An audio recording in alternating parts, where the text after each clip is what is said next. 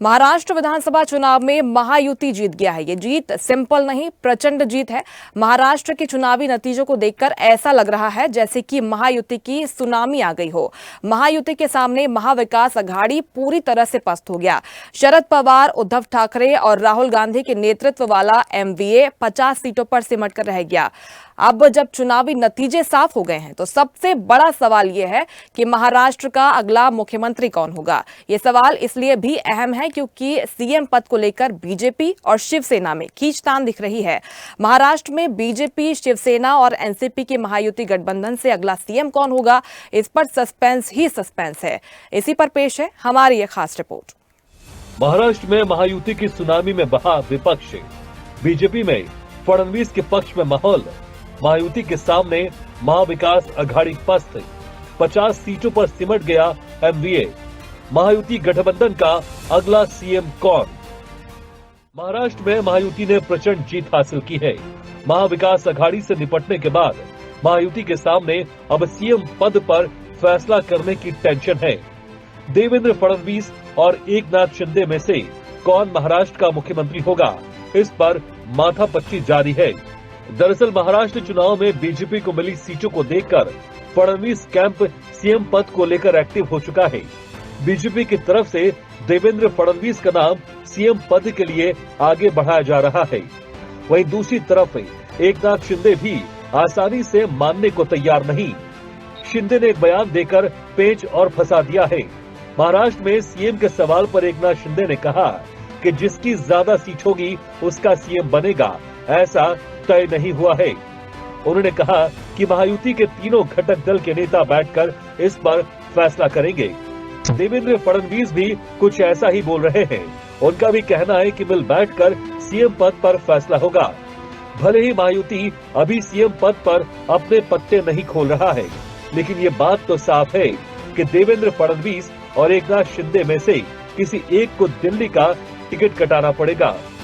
देवेंद्र फडणवीस दिल्ली आएंगे, इसकी संभावना बहुत ही कम क्या ना के बराबर है। इसका साफ संकेत उनकी मां दे चुकी है। देवेंद्र फडणवीस की मां सरिता ने कहा उनका बेटा दिल्ली नहीं जाना चाहता। उन्होंने कहा कि उनके बेटे ने चुनाव के लिए 24 घंटे मेहनत की है। उन्हें अपने खाने पीने और दिनचर्या की भी परवाह नहीं थी। महाराष्ट्र का नेता बन गया, बहुत बड़ा नेता, तो खुशी तो होने ही वाली है ना। मैंने बताया ना 24/7 उसकी मेहनत चल रही थी। कुछ भी नहीं, खाने की तरफ ध्यान नहीं, सोने की तरफ ध्यान नहीं, कुछ नहीं, सिर्फ प्रचार और प्रचार और प्रचार, बस। देवेंद्र मुंबई में ही रहना चाहते हैं और दिल्ली नहीं जाना चाहते। अब अगर देवेंद्र फडणवीस को मुख्यमंत्री के तौर पर बीजेपी प्रोजेक्ट करती है तो एकनाथ शिंदे का नाराज होना लाजमी है। अतिशय आनंद आहे की महाराष्ट्राच्या जनतेने आणि महाराष्ट्रासोबत विशेषतः विदर्भाने आणि नागपूर जिल्ह्याने आम्हाला प्रचंड आशीर्वाद दिलाय। जे लोक सांगत होते की आमचं विदर्भात पानिपत होणार, आमचं नागपूरला पानिपत होणार, त्यांचं पानिपत झालं आणि जनतेने आम्हाला आशीर्वाद दिला। मी महाराष्ट्राच्या जनतेसोबत माझ्या कर्मभूमीचे म्हणजे नागपूरचे आणि विदर्भाचे विशेष आभार मानतो। ये विक्ट्री जो है ये लैंडस्लाइड विक्ट्री है। ये मैंने कहा था कि महायुति को थम्पिंग मेजोरिटी मिलेगी और इसीलिए मैं तमाम मतदाता जो है, मेरी लाडली बहनाओं को मैं धन्यवाद देता हूँ, लाडले किसानों को मैं धन्यवाद देता हूँ और लाडले हमारे भाई हैं, लाडले सीनियर सिटीजन हैं, सभी वर्ग जो है, सभी वर्ग को मैं धन्यवाद देता हूँ कि उन्होंने ऐसी विजयश्री प्राप्त कर दी है कि न भूतो न भविष्य तो ऐसी विक्ट्री जो इस बार मिली है, जो 2-2.5 साल हमारी महायुति ने काम किया है। महायुति में किसे कितनी सीट? बीजेपी 132, शिवसेना शिंदे गुट 57, एनसीपी अजित गुट 41। फडणवीस कैंप सीएम पद को लेकर एक्टिव। एकनाथ शिंदे के बयान पर फंसा पेच। जिसकी ज्यादा सीट उसका सीएम, ऐसा तय नहीं। मिल बैठकर सीएम पद पर होगा फैसला। फडणवीस और एकनाथ शिंदे किसका कटेगा दिल्ली टिकट? देवेंद्र मुंबई में ही रहना चाहते हैं, ये कहना है फडणवीस की मां का। महाराष्ट्र बीजेपी के वरिष्ठ नेता और राज्य के उप मुख्यमंत्री देवेंद्र फडणवीस का राजनीतिक प्रबंध कौशल एक बार फिर सामने आ गया है। उनके नेतृत्व में महाराष्ट्र भाजपा विधानसभा चुनाव में 132 सीटों के साथ न सिर्फ सबसे बड़ी पार्टी बनकर उभरी है, बल्कि वो खुद मुख्यमंत्री पद के सबसे सशक्त दावेदार भी बनकर उभरे हैं।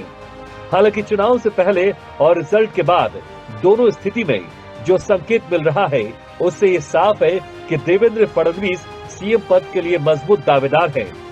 महायुति को 220 सीटें मिली हैं। ऐसे में ये तय माना जा रहा है कि देवेंद्र फडणवीस ही इस बार सीएम की कुर्सी पर बैठेंगे। लेकिन सवाल है कि क्या एकनाथ शिंदे आसानी से मान जाएंगे? इसके जवाब से पहले ये जानना जरूरी है कि बीजेपी में फडणवीस के लिए सीएम पद की मांग जोर पकड़ने लगी है। खुद आरएसएस भी चाहता है कि देवेंद्र फडणवीस ही मुख्यमंत्री बने। साथ ही अमित शाह ने भी बीते दिनों चुनावी सभा में अपने बयान से इसका इशारा दिया था। बता दें, देवेंद्र के नेतृत्व में ये कमाल पहली बार नहीं हुआ है। 2014 में भी प्रदेश अध्यक्ष रहते हुए उनके नेतृत्व में चुनाव लड़ा गया था।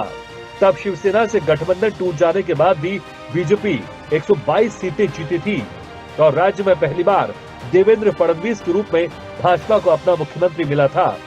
वो लंबे समय बाद अपना 5 वर्ष का कार्यकाल पूरा करने वाले मुख्यमंत्री बने और उन्हीं के नेतृत्व में 2019 का चुनाव शिवसेना के साथ गठबंधन में लड़ा गया।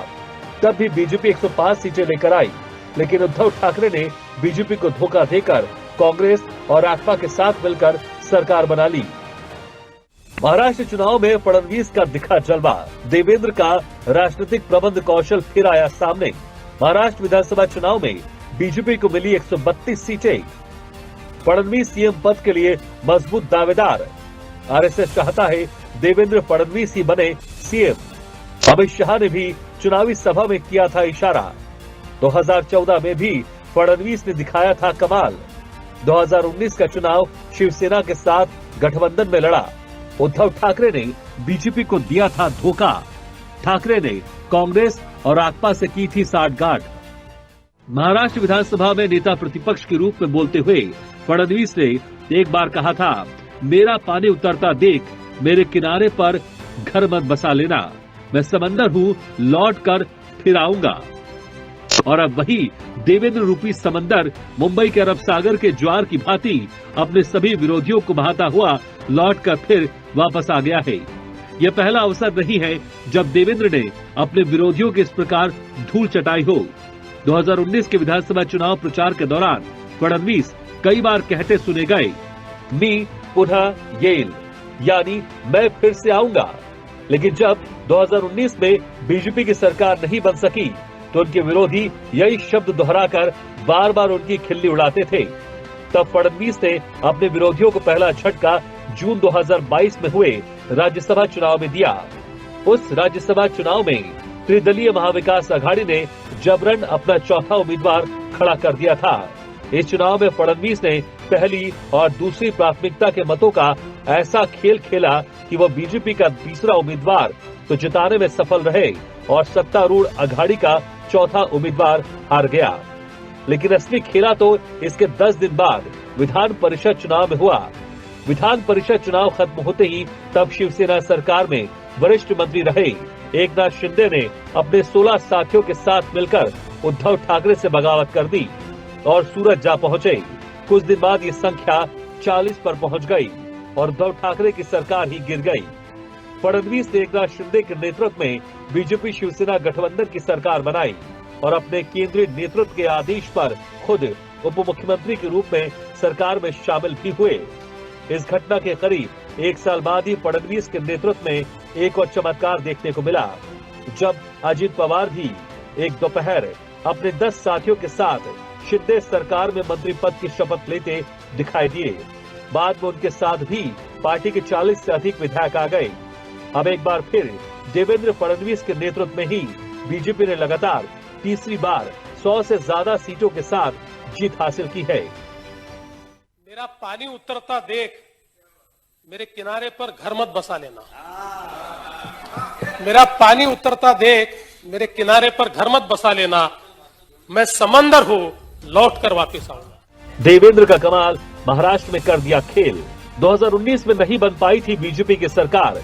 देवेंद्र फडणवीस का एक बयान हुआ था फेमस, मी पुनः येईल, यानी मैं समंदर हूँ, लौट कर फिर आऊंगा। मेरा पानी उतरता देख, मेरे किनारे पर घर मत बसा लेना। तब विरोधियों ने फडणवीस का उड़ाया था मजाक। फडणवीस ने 2022 के राज्यसभा चुनाव में दिया था पहला झटका। एकनाथ शिंदे ने की थी शिवसेना सरकार में बगावत।